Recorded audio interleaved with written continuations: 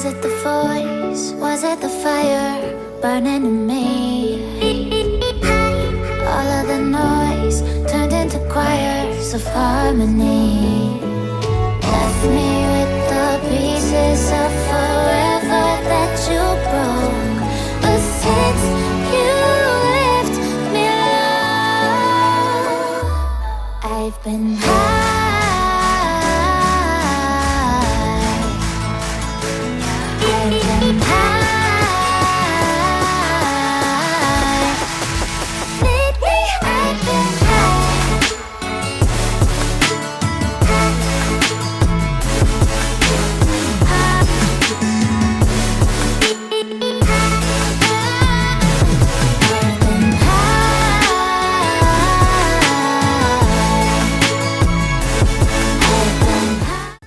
Hello friends, welcome back to another video, or if you are new here, welcome.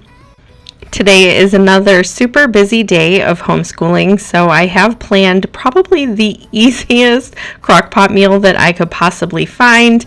I'm also going to be making some homemade Amish milk bread with you, and I need to get to some tidying up, so we're going to do a quick power hour. But first, let's get to some homeschooling.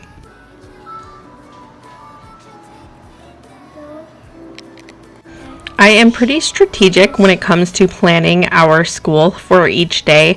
I have assignment books for each one of my kids, and I try to plan it to where when one child is doing independent work, I am working with another child. My oldest two, for the most part, they can do it themselves, but for the younger two, I kind of bounce back and forth between the two of them.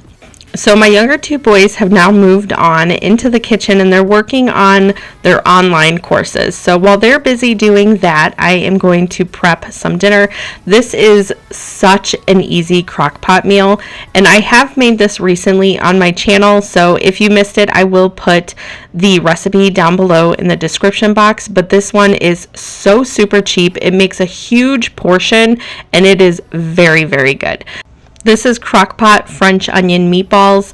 To start, I poured in 1 large bag of home-style meatballs into the bottom of the crockpot, and then I did show you the onion mix. However, I forgot I needed to actually include onions, so I'm going to slice them up into thin slices, and then I'll put those over top of the meatballs in the crockpot, and then I'll go ahead and add in the remaining of the ingredients. But there is so few ingredients that go into this recipe, which is so nice.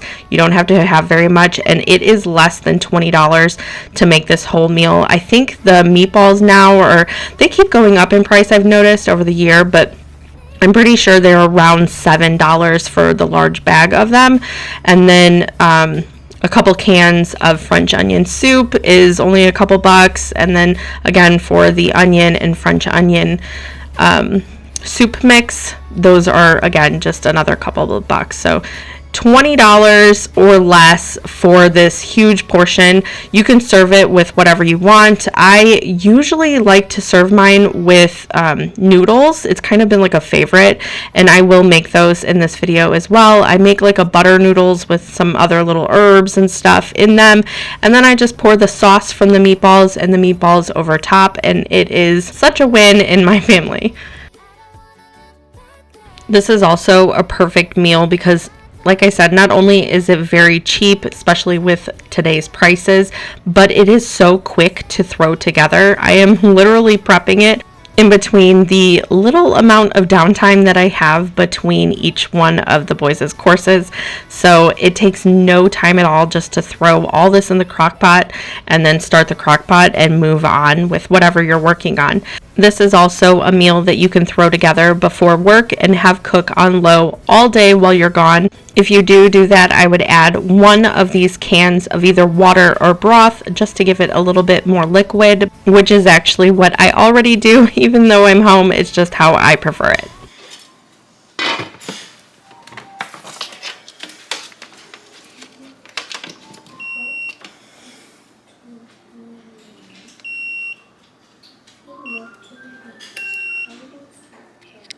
But to punish the town, and because Columbus wished to king. But at first they did not understand just what they must do. far out upon the terrible sea of darkness. Frog. No, that one. I do want that one. I also like the blue. I also like the blue one.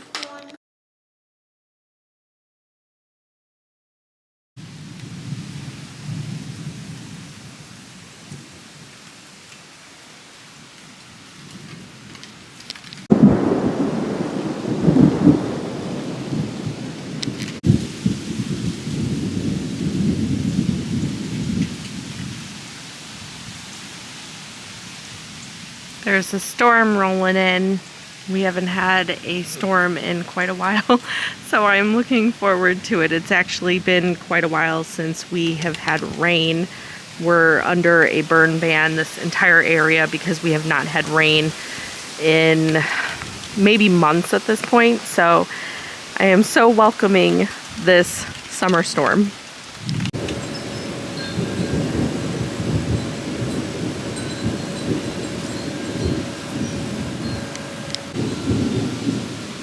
It's looking really, really windy. There's already a bunch of leaves and stuff on the pool, so I'm going to do my best and kind of pick up, get things put away.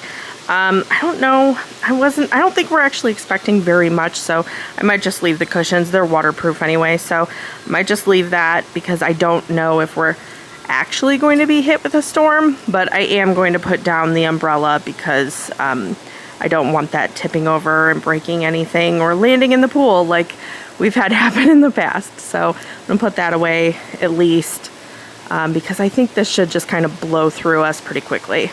Oh, there's lightning.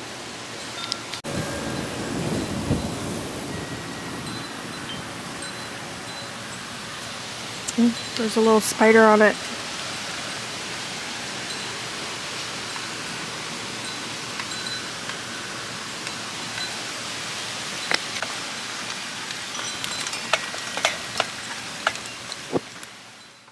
Almost as soon as I got the umbrella put down, it started pouring and Ted was watching it.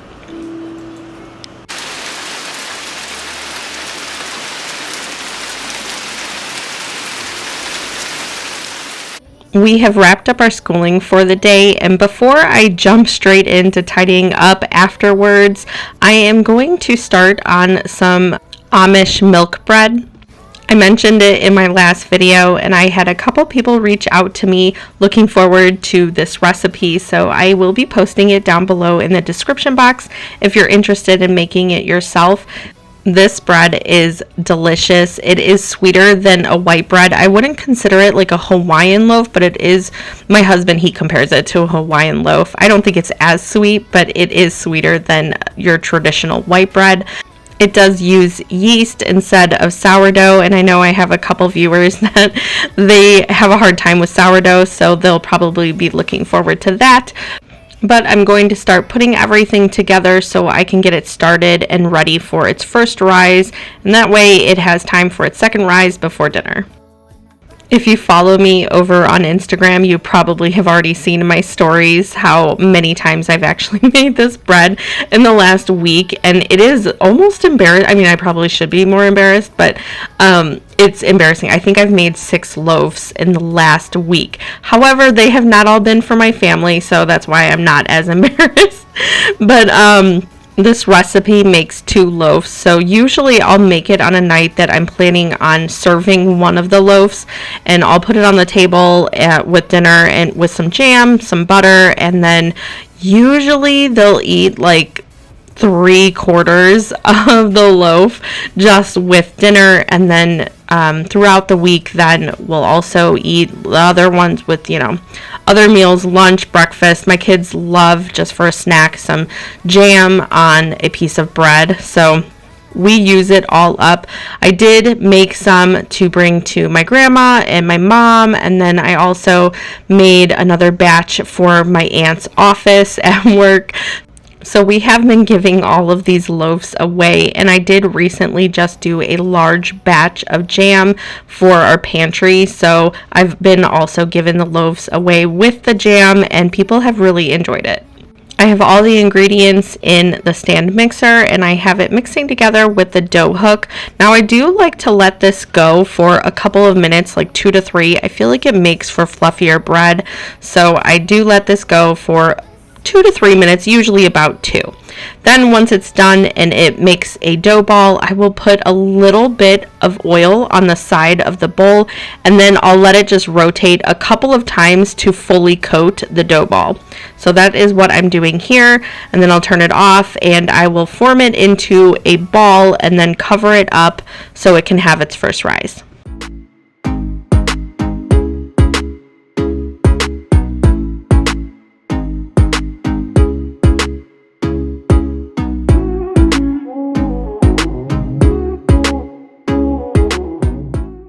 Here's how it looks all oiled up and formed into a ball. I'll just cover it now and then I let it double in size. Usually, depending on how warm it is in your kitchen, it takes about an hour or 2. My kitchen's pretty warm, so it's about an hour.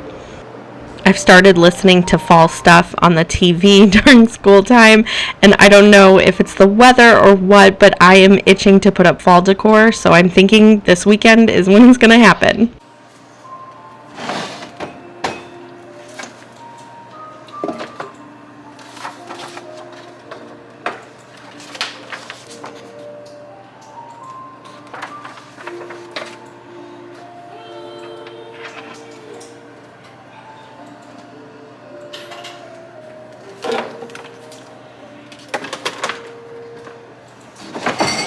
Whatever, Mr. Robot.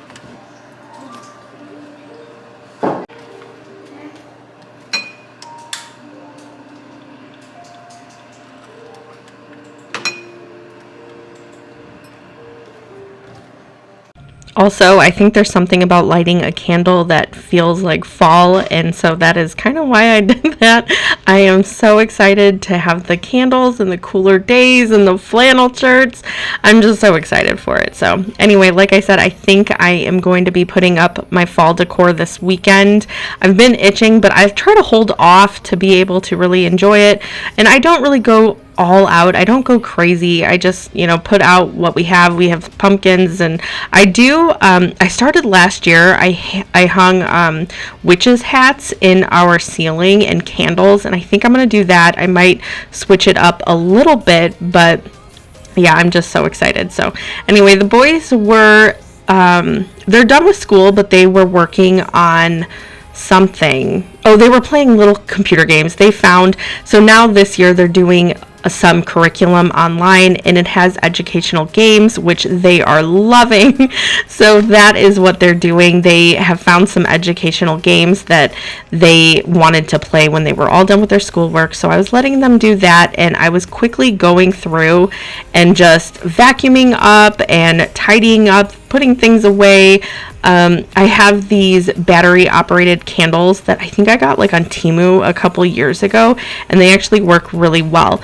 So I like to put those on, especially when it's dark. And it was funny because Theo, just a couple hours before this, I didn't realize it was going to storm and turn all dark, and so he was asking me about these candles, and it was kind of a coincidence that I was able to turn them on this evening. One thing that I have really been working on this school year is kind of doing a power hour of cleaning every afternoon, and unless it doesn't need it, but usually it does.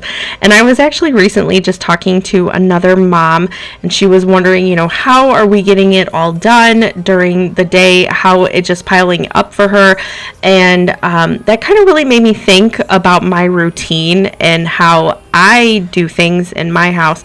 One thing that I have been able to really keep me on track is over the weekend, I try to have one day where a couple of hours I'm doing more of a deep clean, and then that kind of really sets me up well for the week ahead.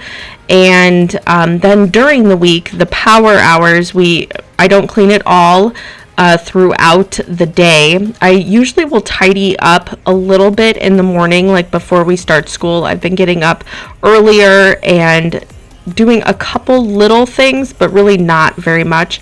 And then after school, then I have about an hour that I can devote before dinner and everything like that, before the chaos of the evening, I guess, I have about an hour to devote to cleaning and tidying up. And because I spent over the weekend doing more of a deep clean, it really doesn't need more than just a tidy up. So that is why I'm kind of referring to it as a power hour, because that's kind of what it is. I get as much as I can done in this hour, and then afterwards I move on.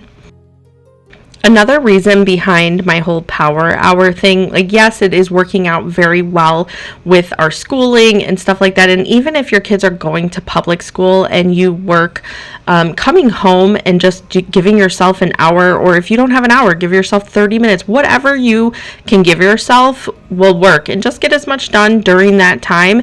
And then afterwards, put it away, put it out of your head and move on. A little progress each day is definitely better than just having it build up all week long and then having this huge mess on the weekends.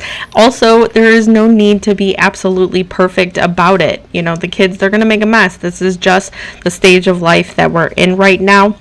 But another reason I started this, and it is basically my husband. He has no idea about this power hour at all, but I had started because I felt bad. He helps out so much when he comes home.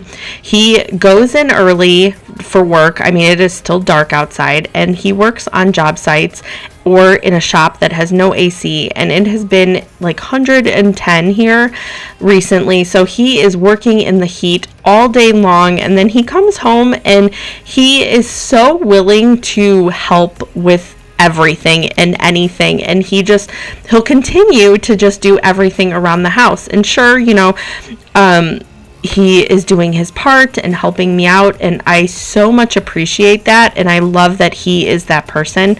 But part of me is like, you know what, I want to get all of this done almost as like a favor that he's not even aware of, but so he can just sit and relax, because he's kind of like me, where like if there's stuff that needs done, he is just gonna get up and do it. And that's how I am. And it's like, you know, you don't sit down ever. But I started the whole power hour thing because I gave myself that hour, and it was basically in between ending school and then him coming home, and you know, and then me also starting dinner and all that kind of stuff. But anyway, I was like, you know, I just want him to be able to, after he has been in this heat all day sweating his butt off, I just want him to come home and be able to relax and not have to think about the dishes or the laundry or vacuuming or anything like that. And because I knew that if none of that was done, he probably would be doing it, or, you know, trying to help. And I just wanted to be able to sit, and I wanted him to be able to sit and just enjoy our company and not have to do all that. So that is another little tiny reason behind the power hour, because I just wanted to enjoy that time with my husband, and I didn't want him to have to worry about it after putting in such a long day in the heat. If you were watching me clean the sink while I was just rambling right there and wondering why I cleaned it twice, I feel like whenever I use the pink cleaner, it works really well, and I do like using it, but I feel like it leaves a residue behind. So that is why I then will clean it with dish soap afterwards. I like how it looks after I do both of those, so I usually will do it with the pink cleaner, and then I'll go in with some dish soap and water and just kind of wipe it down again. I had a bunch of tomatoes from the garden that needed to be used, so I went ahead and I did a tomato sauce. I canned that, and I had done that the day before.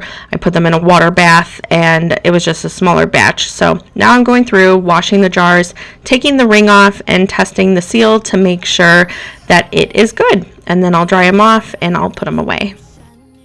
If you've been here for a hot second, you know that I've been testing different waters and the flavorings and stuff that go in them. This is my new favorite. It's the Crystal Light Citrus one.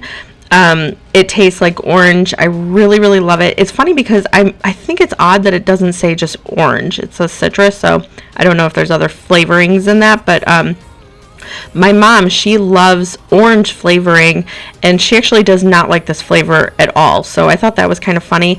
Maybe there are other flavors, and that's why it's just called citrus and why she doesn't really like it. But either way, this has become my favorite. I drink probably just one of these each day. I put it in my Stanley with a ton of ice. I am an ice person. I've actually been researching different ice machines because the one in our freezer cannot even keep up with me.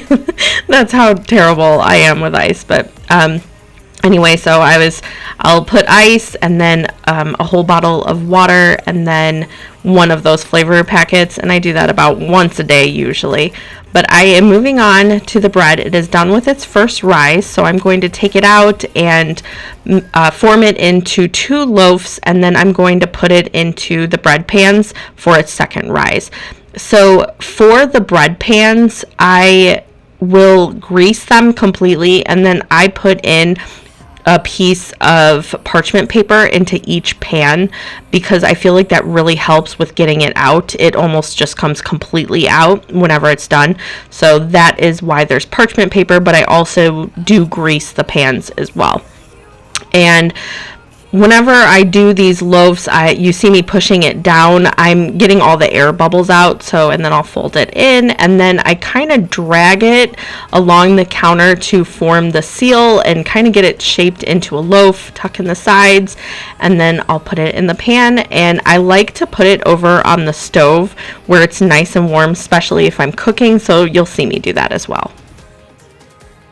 Everything is just about done, so I'm going to start boiling some water. And just curiosity, I guess, but does anybody else have this stove and it takes forever to boil water?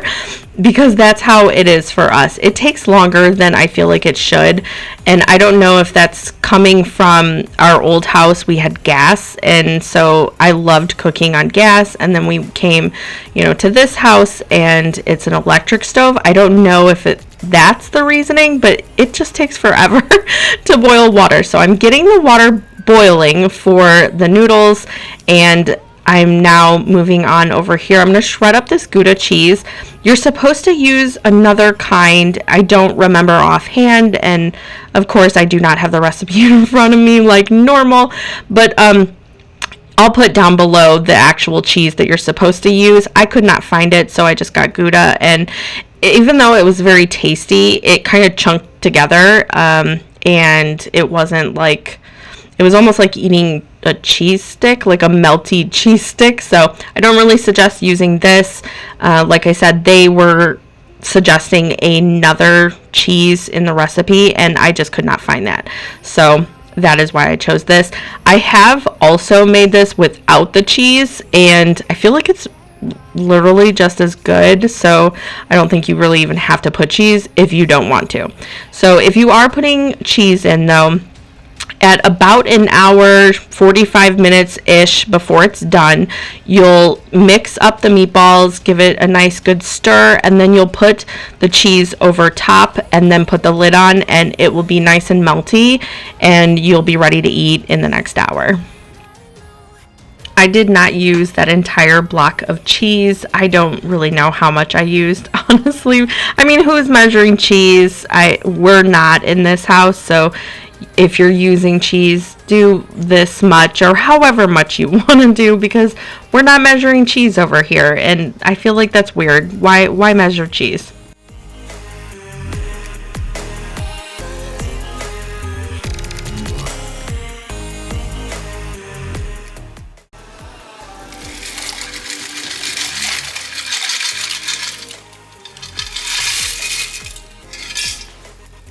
The pasta is done, so I'm going to drain that, and then I'm going to put in butter and all kinds of seasonings. You can really do whatever you're wanting.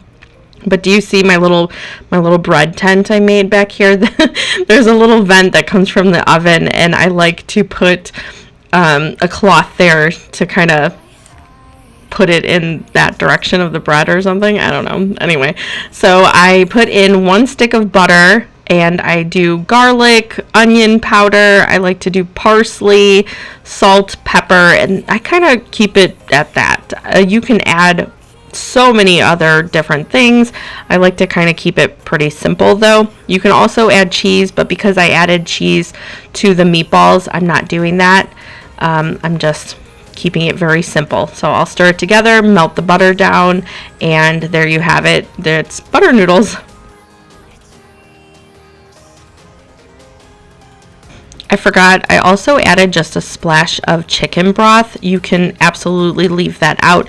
It doesn't add too much. I just knew that it was going to cook for a minute, and I wanted to add a little bit to the creaminess, and I really just did like a tiny splash. So you can leave that out if you want, or you can put that in. If you do plan on cooking this a little longer, I was just trying to wait for the bread to finish up, and I wanted to keep this warm. So for it to not really dry out, I added a splash of chicken broth.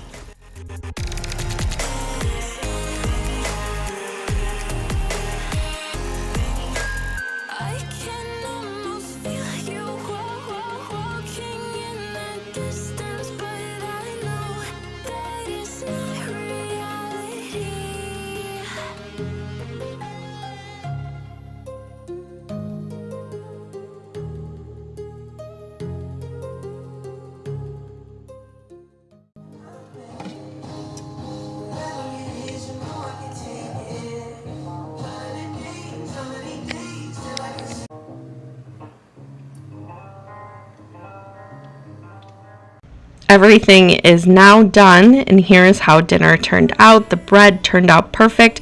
If you want, you can add some melted butter to the top. You would just brush that on. I did do that on one of the loaves, and but you don't have to if you're not wanting to do that. And then you just let it rest for 10 minutes before you cut into it. Some of our homemade jam, and then this is how the noodles and meatballs turned out. It was a delicious and so simple dinner. So anyway, thank you so much for hanging out with me. I hope you have a wonderful rest of your day. I'll see you in the next one. Bye. Getting high, feeling low, and it's out of your control.